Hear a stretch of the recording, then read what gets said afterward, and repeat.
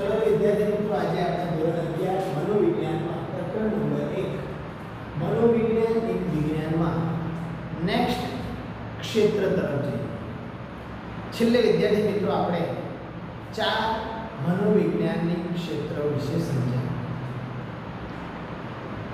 આજે આપણે પાંચમું અને છઠ્ઠું બે ક્ષેત્રો વિશે સમજીશું.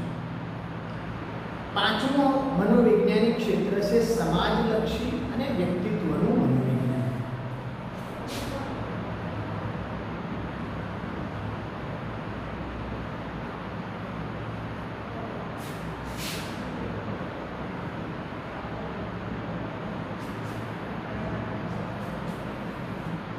તો વિદ્યાર્થી મિત્રો, સમાજલક્ષી અને વ્યક્તિત્વનું મનોવિજ્ઞાનમાં આપણે એ મુદ્દાને સમજવાની કોશિશ કરીએ. કેવું મનોવિજ્ઞાન? સમાજલક્ષી મનોવિજ્ઞાનનું કાર્ય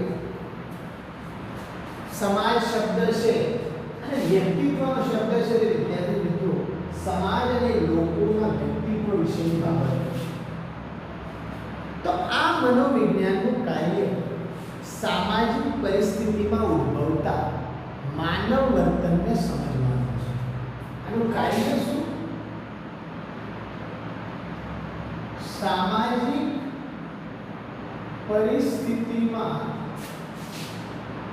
ઉદ્ભવતા માનવ વર્તનને સમજવાનું.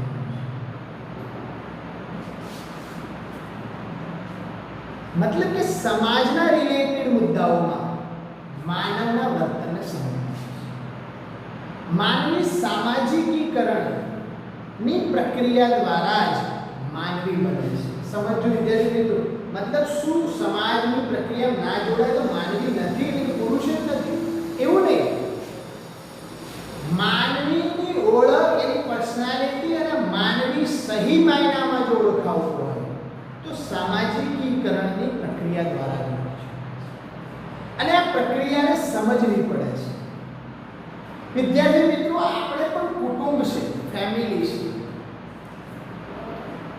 નાનું કુટુંબ, મોટું કુટુંબ, સમાજ છે, મહોલ્લો છે, જૂથ છે, ટોળું, લોકમત, આપણા પૂર્વગ્રહો જૂના, આપણા મનોવલણો, સમાજના અંદર ચાલતી ફેશનો અને પ્રચાર વગેરે જેવી સામાજિક બાબતોના સંદર્ભે માનવ વર્તનના અભ્યાસને સમાજલક્ષી મનોવિજ્ઞાન કહેવાય છે. સમજો, સમાજલક્ષી મનોવિજ્ઞાનનું કાર્ય શું?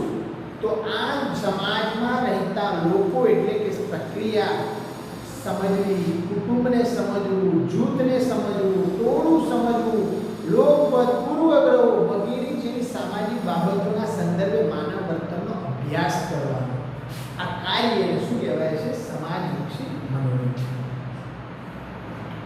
વિદ્યાર્થી મિત્રો, આ ક્ષેત્રમાં આવતા જે નિષ્ણાંતો છે, વ્યક્તિના વ્યક્તિત્વ ઉપર,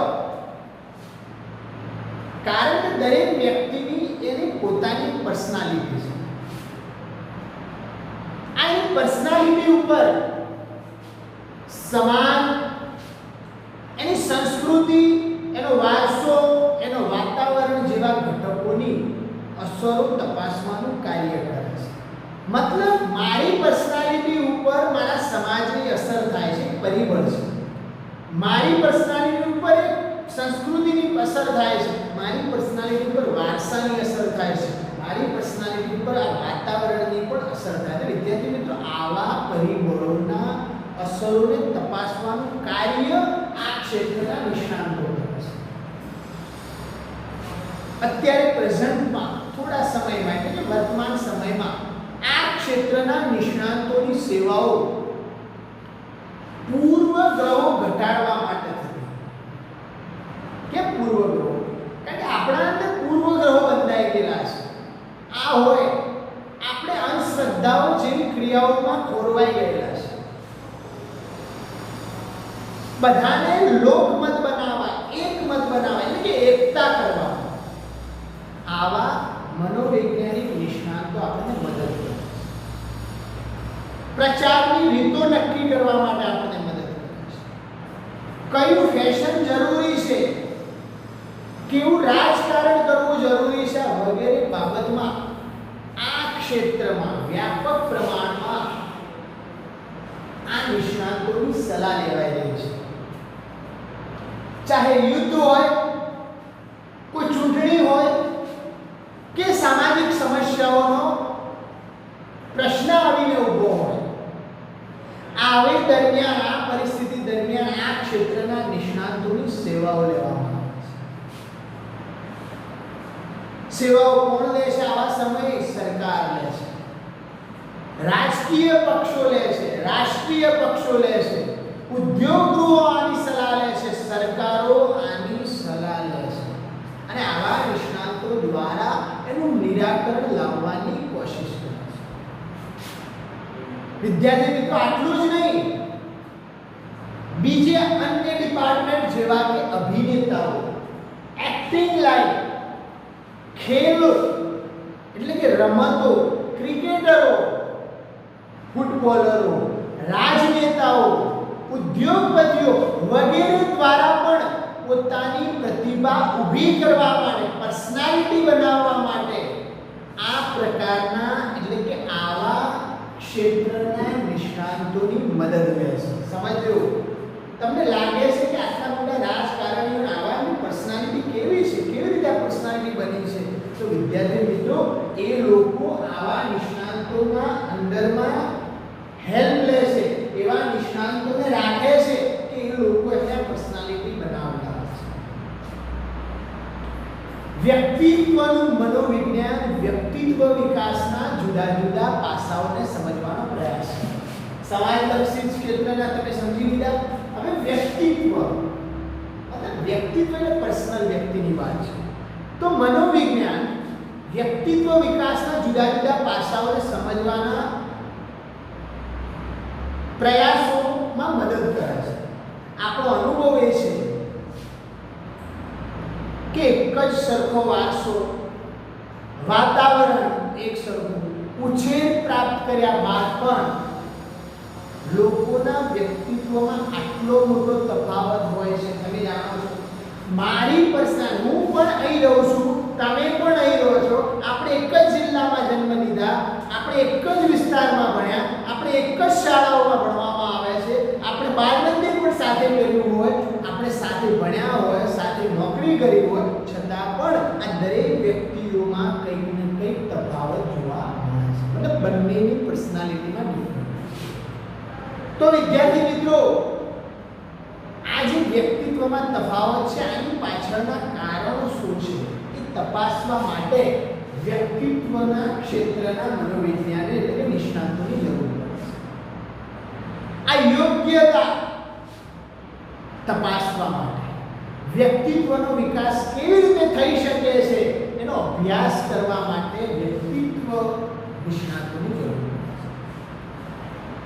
તો વિદ્યાર્થી મિત્રો, આ બહુ જરૂરી છે. આને તમારે પણ પ્રેરણા લેવાની છે, તમારે સમજવાનું છે કે આવા ક્ષેત્રનો અભ્યાસ કેટલો અગત્યનો છે. વ્યક્તિત્વ વિકાસને અસર કરતા પરિબળો જાણવા તથા વ્યક્તિત્વ વિકાસ વિશેના જુદા જુદા મનોવૈજ્ઞાનિકોના સિદ્ધાંતોનો અભ્યાસ કરવા આ શાખા મદદરૂપ બને છે. વિદ્યાર્થી મિત્રો, વ્યક્તિત્વ વિકાસ માટેના સિદ્ધાંતો મનોવૈજ્ઞાનિકોએ પોતાની વિચારધારા મુજબ આપ્યા છે. એટલે કે આ ક્ષેત્રે જે પણ નિષ્ણાતો કાર્ય કરે છે, વ્યક્તિત્વ વિકાસ અને એને પરિવર્તન માટેની તાલીમ આપે છે. વ્યક્તિમાં રહેલી નબળાઈઓને દૂર કરવામાં મદદ કરે છે. વ્યક્તિમાં રહેલી ઉણપોને દૂર કરવાનો પ્રયત્ન કરે છે અને એને સુધારા લાવવાનો. આ બધાને અસરકારક બનાવવા માટે આ ક્ષેત્ર મદદરૂપ છે. તો વિદ્યાર્થી મિત્રો, આપણે પાંચમું સમાજલક્ષી અને વ્યક્તિત્વનું મનોવિજ્ઞાન વિશે સમજ્યા.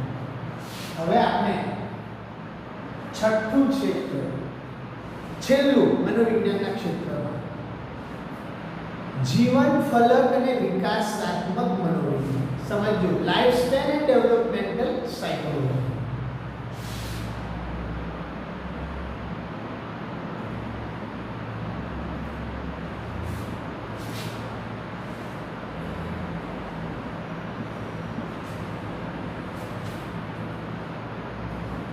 સમજવું વિદ્યાર્થી. જીવન ફલક એટલે આપણી લાઈફ, આપણી ટોટલ ઉંમર, સમયગાળો. આ જીવન ફલક અને વિકાસાત્મક મનોવિજ્ઞાન જે છે વ્યક્તિના જન્મ પહેલાથી ગર્ભાવસ્થાથી શરૂ કરી વૃદ્ધાવસ્થા સુધીના વિકાસને આવરી લે છે. સમજો, જન્મ પહેલાથી મતલબ તમે હજુ માતાના ગર્ભમાં હો એ અવસ્થાથી લઈ અને મૃત્યુ સુધી. સમજી લો, સીધી વાત છે. વૃદ્ધાવસ્થા આ વિકાસ માટે કયું ક્ષેત્ર? આ ક્ષેત્ર અગત્યનું છે. વિદ્યાર્થી મિત્રો, પહેલા જે વિકાસાત્મક મનોવિજ્ઞાન હતું એમાં માત્ર બાલ્યાવસ્થા સુધીના સમયગાળાને વધારે મહત્વ આપવામાં. પહેલાનું જે વિકાસાત્મક મનોવિજ્ઞાન હતું એમાં ફક્ત ગર્ભાવસ્થાથી બાલ્યાવસ્થા સુધી મહત્વ અપાતું. પછી જવાની, વૃદ્ધા આને મહત્વ અપાતું નહોતું. હવે આ શાખામાં સમગ્ર જીવન ચક્રને સમાવી લેવામાં, ગર્ભાવસ્થાને સમાવી લેવામાં આવી, પછી શિશુ અવસ્થાને સમાવી લેવામાં આવી, પછી બાલ્યાવસ્થાને સમાવી લેવામાં આવે છે, પછી વૃદ્ધાવસ્થાને, યુવાવસ્થાને સમાવી લેવામાં આવે છે. બાલ્યાવસ્થા, વૃદ્ધાવસ્થા, યુવાવસ્થા, આ દરેકને સમાવી લેવામાં અત્યારે આ ક્ષેત્રમાં. તો વિદ્યાર્થી મિત્રો, વૃદ્ધિ અને વિકાસ તેને અસર કરતા જે પરિબળો છે તેમાં આવતી મુશ્કેલીઓ જે છે અને તેને સંબંધિત જે ઉકેલો છે તેનો અભ્યાસ આ શાખામાં કરવામાં આવે છે. મતલબ શાખા બહુ અગત્યની શાખા છે.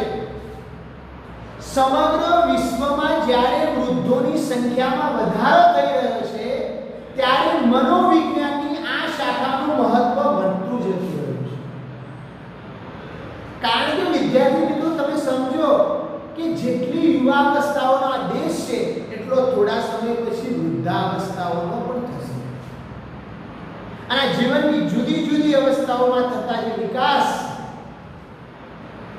તેમાં આવતી સમસ્યાઓ અને તેના ઉકેલ શોધવા માટે વ્યવહારિક દ્રષ્ટિએ પણ આ મનોવિજ્ઞાન ખૂબ ઉપયોગી સાબિત થઈ છે.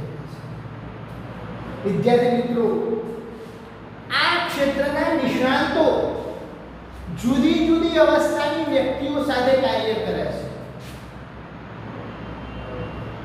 કેવી કેવી? એટલે કે ગર્ભાવસ્થાના નિષ્ણાતો અલગ, શિશુ અવસ્થા માટે અલગ, બાલ્યાવસ્થા માટે અલગ, વૃદ્ધાવસ્થા માટે અલગ, યુવાવસ્થા માટે અલગ. આમ દરેક અવસ્થા માટે નિષ્ણાતો કાર્ય કરે છે અને પોતાના પર્ટિક્યુલર અવસ્થામાં પોતાનું જોર લગાવી દે છે. અને દરેક ક્ષેત્રના, દરેક અવસ્થાના યુવાનો, બાળકો, શિશુઓ, વૃદ્ધો ને પોતાના વ્યક્તિત્વ, સામાજિક, માનસિક, શારીરિક વિકાસ માટે ફાળો આપે છે. તો વિદ્યાર્થી મિત્રો, આજે આપણે આ મનોવૈજ્ઞાનિક વિજ્ઞાનમાં મનોવિજ્ઞાનના ક્ષેત્રોમાં પાંચમું અને છઠ્ઠા ક્ષેત્ર એટલે કે ટોટલ કુલ 6 ક્ષેત્રો વિશે અભ્યાસ કર્યો. હવે નેક્સ્ટ અભ્યાસ આપણે નેક્સ્ટ મુદ્દા વિશે સમજીશું. તો આજના લેક્ચરમાં જે પણ તમે સમજ્યા એ તમારે સ્ટડી કરવાની છે, યાદ રાખવાનું છે. આપણે નેક્સ્ટ લેક્ચરમાં નેક્સ્ટ ટોપિક સાથે મળીશું. તો આજનું આ લેક્ચરને આપણે પૂરું કરીએ.